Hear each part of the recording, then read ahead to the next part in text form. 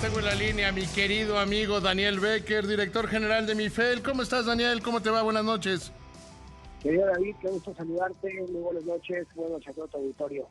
Oye, te busco para que me digas cómo se ve, desde tu perspectiva, el cierre del segundo trimestre, el peor en la historia de todos los mexicanos que estemos vivos, y cómo se ve el tercer trimestre desde el punto de vista económico. Pues mira, David, yo creo que tú lo has dicho en varias ocasiones. El trimestre va a ser un trimestre, ya tuvimos una actividad industrial de menos 30% en el mes comparado con el mes mayo-abril. La verdad es que las cosas pues, se ven muy complicadas porque tenemos este binomio del tema de salud con el tema económico, que no hay que, todo el mundo ya está enterado de eso. Y yo creo que el año, pues, por más que haya algunos que quisieran ver algo más positivo, el año sí lo veremos con una contracción de por lo menos 2 dígitos de todo el ejercicio. Yo creo que el gran reto, David, es que este sexenio no es un sexenio de crecimiento de 0%, porque remontar un año 2019 con 0 crecimiento, un año 2020 con menos 10% potencial de contracción, pues sí es un gran reto. ¿Cómo se ve hacia adelante? Yo creo que en las reaperturas que hemos visto ya hemos empezado a ver alguna activación marginal en algunos sectores de la economía, pero bueno, venimos de una base muy pequeña, ¿no? Déjame darte un ejemplo, por ejemplo, que nosotros hemos estado analizando muy de cercano porque somos muy activos en el segmento de terminales punto de venta, que es consumo. Digamos, de una base 100, David, si tomamos como algo una base 100, llegamos a tener una contracción del 90% y ya vemos una recuperación alrededor del 35 y 45% en algunos segmentos. Es decir, todavía hay mucho camino por recorrer, pero creo que tú eres de las personas que más ha insistido en que se debe de reabrir la economía con prudencia, con protocolos. Yo coincido absolutamente contigo.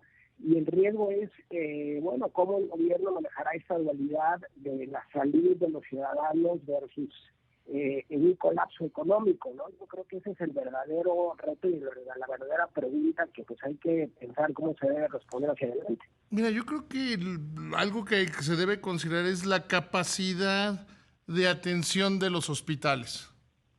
O sea, mientras no hay una vacuna, mientras no hay una cura, el gran indicador creo que debe ser ese. ¿Qué tan cerca o qué tan lejos está el sistema de salud? Y no nacional, sino local, de colapsar, qué tan cerca está de llenarse. Ese debe ser el indicador en cuanto a la reapertura de la economía, porque mantenerla cerrada nos va a matar de hambre. Bueno, ahí yo coincido contigo. Valdría la pena a lo mejor que comentes con tu colega de la televisión de la noche que a lo mejor el factor de medición no son los casos de contagio diario, sino también evaluar la capacidad del sistema de salud para ver qué capacidad hay que la gente pueda salir y ser referenciada a los hospitales, porque la economía no puede parar. David, yo creo que... Es algo que ya se lo he planteado a Ciro y lo he planteado yo, porque lo planteo a todo el mundo. Hoy la enfermedad existe y no se va a quitar, al menos no pronto. Entonces Sí. ¿qué tan grave es? ¿Qué tan mortal es? ¿Qué tan difícil es acercarte a los sistemas de salud? El indicador importante. Correcto, y que sean clases, ¿no? Porque fíjate, una cosa, David, que a mí me hace pensar, yo sé que esto es una moneda en el aire y no sabemos, pero México fue el único país prácticamente del mundo que tengamos registro que decidió no ponerle recursos fiscales a la recuperación económica. Eso ya lo sabemos, no es discutible, esa fue la decisión que se tomó. Si esto empieza a tener un avance más acelerado de lo que pensábamos, que esperemos que así sea, y hay que encontrar palancas distintas, porque también hay que entender que el petróleo difícilmente será una palanca de negocio. Esa no es. La demanda será también un tema al petróleo, sumado a los problemas de la petrolera que tú ya has comentado en muchas ocasiones, pero si encontramos palancas como la tensión Estados Unidos-China, si encontramos algunas palancas que nos puedan hacer fuertes, como el tema del turismo, que empezamos a ver ya en Los Cabos, ¿no? Estamos ahorita realizando un registro de la Secretaría de Turismo de Los Cabos. Es decir, si empezamos a encontrar vocaciones que tiene nuestro país, creo que salir de esta crisis con menor deuda y con un balance gubernamental más fortalecido, David, pudiera ser verdaderamente una gran oportunidad. Ahora, para eso se necesita un gran liderazgo y generar las condiciones de confianza en inversión pública y privada, tanto nacional como extranjera. Creo que si estas cosas se combinan, David, porque todo, fíjate, de por sí los requerimientos del sector público, los requerimientos de financiación del sector público, es decir, la deuda PIB, ya estamos en el 57% sin haber hecho nada. No Sí, o sea, ¿Perdón? Esa ya estaba, esa la perdimos sin movernos. Exacto, solamente por la contracción del PIB, por la depreciación del tipo de cambio y por la menor capacidad de generación impositiva del gobierno federal, ¿no? Entonces, ya estamos en el 57% sin haber hecho nada. Lo que también, por un lado, te dice que hay prudencia desde el punto de vista del sector hacendario. Y pues, bueno, digamos, México no tiene mucho margen de maniobra a diferencia de Estados Unidos. Estados Unidos va a tener un déficit este año del 18% de su PIB. Pero fíjate que es interesante, David. Hoy la gente está preocupada. Hay un artículo muy interesante en el Wall Street Journal. Los apoyos acaban el 31 de julio, los $600 que se daba al consumidor para generar demanda agregada, en fin, a las empresas. El 31 de julio se acaban los programas. Si se acaban los programas, no se ha acabado la enfermedad, lo cual también quiere decir que esto tiene un límite inclusive para el país más potente del mundo, con la FED, con el Banco Central más potente del mundo. Hay un límite a todas estas capacidades de endeudamiento. Entonces, si México la jugó bien, y además hay un gran liderazgo, insisto, y existe un gran liderazgo hacia adelante, creo que podemos salir fortalecidos de esta crisis. Fíjate que hay un tema, y justo lo platicaba ahorita en la introducción, la parte de que no hayan caído los ingresos en términos reales al cierre del primer semestre, creo que no lo estamos ponderando suficiente. Es un éxito monumental del Servicio de Administración Tributaria y como dicen ellos mismos, es que el presidente está atrás del tema y todos los días pregunta cómo va la recaudación y qué hacer, que es buscar el espacio ese tan amplio que había de evasión, elusión y cualquier forma de no pagar impuestos. Por supuesto, fíjate qué buen punto. México paga, su recaudación con respecto al PIB en México es de 16%. La OECD en promedio está en países de América Latina y del Caribe en 23%. Y la media de la organización de los países de la cooperación económica están en 34%. Es decir, todavía hay espacio. Ahora, creo que esto ha sido más por un esfuerzo personal del gobierno y del presidente que de un tema estructural.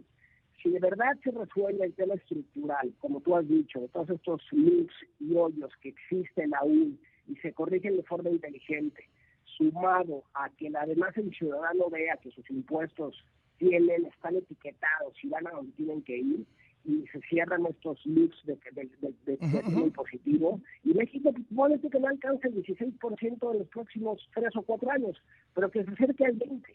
O sea, que pueda subir 3 o 4 puntos porcentuales su capacidad de recaudación es formidable. Ahora, también hay que ponerlo en perspectiva.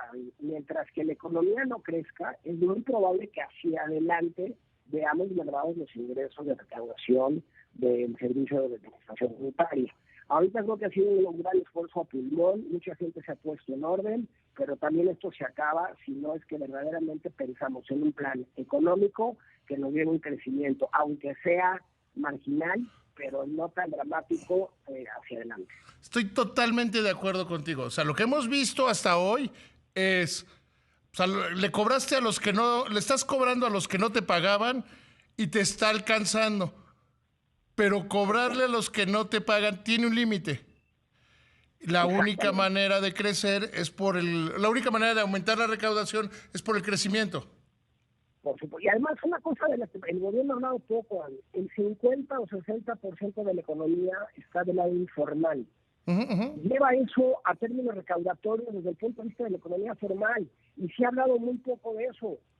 queremos tener una economía, no de primer mundo, una economía que en realidad esté en desarrollo, donde todo el mundo tenga internet, donde parejemos la cancha, donde hay un sistema de salud robusto, donde el niño que nació en Chiapas tenga las mismas oportunidades del niño que va a la escuela en Nuevo León. Tenemos que empezar a hacer cosas diferentes. Y eso implica pues también repensar algunas cosas de las que hemos hecho en el pasado y que creo que se siguen haciendo hoy. Sí, sin duda, o sea, sí, sin duda. Pero yo creo que quizá después de cómo se veían las cosas al principio del primer trimestre, no es, al menos yo me lo estoy replanteando, no es tan equivocada la estrategia de que tomó la Secretaría de Hacienda y este gobierno decir, vamos a aguantar, aguantar, aguantar, aguantar antes de recurrir a la deuda, antes de recurrir a otra clase de medidas.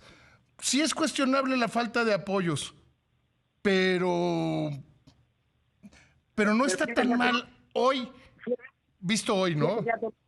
fíjate que algo más interesante, David. Has visto, y además es información pública que lo puedes consultar en la información del portal de Banco de México. Han salido alrededor de 15,000 millones de dólares de inversionistas institucionales derivados del riesgo país. Bien, eso ya es un dato conocido.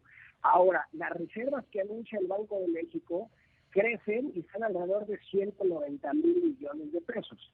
¿Cuál es la explicación de eso? Que el país, antes de perder el grado de inversión de Pemex, ¿te acuerdas que hizo una emisión de deuda de 6,000 millones de dólares? Y mejoró su perfilamiento de su deuda externa. Entonces, se han hecho cosas muy positivas, que estoy totalmente de acuerdo contigo, pero si estas cosas positivas no se capitalizan, tomando decisiones muy buenas hacia adelante, y creo que una de las más importantes es generar las condiciones de confianza de que México es un país seguro para la inversión. Que ahí es Eso donde estamos muy mal, querido Daniel. Creo que esa es una de las grandes oportunidades, porque el petróleo, no sé si coincides conmigo, ya no va a ser palanca, por lo menos en el mediano plazo. No, no lo es. Arreglar ese monstruo va a ser un tema, va a ser un gran reto. Es 105,000 millones de deuda, se dicen fácil. Yo creo que Pérez tiene que entrar en un proceso de reestructura, no solo financiera. Entonces hay que encontrar otras palancas, hay que aprovechar. Daniel, te tengo que cortar. Vámonos a una. Te quedas tantito y redondeamos de idea. Gracias. Regresamos. Muchas gracias por esperarme, Daniel Becker, director general de MIFEL. Decías, amigo, que Pemex requiere una reestructura en todos los órdenes. Por 105,000 millones de dólares es una deuda demasiado grande para cualquier empresa. Sí, David, es un gran reto y no hay que perder de vista que México tiene una reputación, yo te diría, impoluta en términos de su emisión de deuda. Desde la época, como tú recordarás, ¿te acuerdas cuando Clinton nos rescató con los famosos bonos Brady en su momento? Desde esa época México ha tenido un manejo de su deuda pues muy limpia. Hay mucha confianza sobre la deuda, por eso la posibilidad de seguir emitiendo en los mercados internacionales a pesar de las condiciones.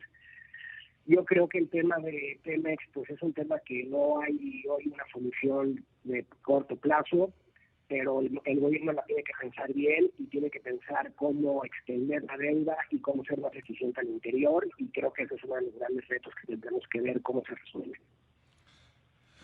Yo creo que tendría ahí que haber un cambio, y lo he dicho en otras ocasiones, tendría que haber un cambio en la administración del sector energético.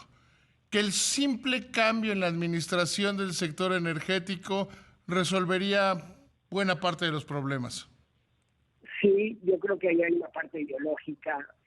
Yo creo que la reforma al sector energético en su profundidad, en su análisis, no era mala. Yo personalmente creo que tú también lo entiendes bien. No sé si hubo abusos o no, yo no conozco los contratos, pero creo que aprovechar las capacidades, y sobre todo también entendiendo que el petróleo tiene una facilidad finita, es decir, el petróleo ya no va a ser.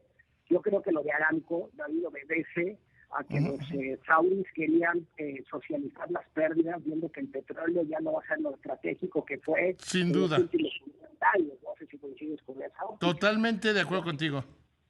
Entonces, bueno, también entendiendo que el petróleo ya no va a ser lo que es y vienen todas estas energías renovables y que el mundo va también, inclusive las empresas, ya nos califican a las empresas por qué tan sustentables somos. Esto también va a ser un tema para los países y para la calificación del país, de la deuda soberana del país.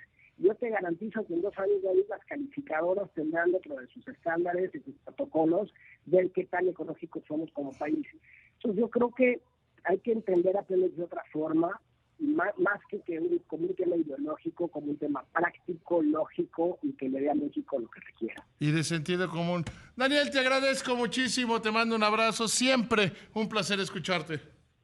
Al contrario, David, como siempre, a tus órdenes, encantado siempre de platicar contigo con tu audiencia, te mando un fuerte abrazo y que tengas un buen fin de semana. Otro para ti y que tu fin de semana sea feliz. Abrazo. Abrazo.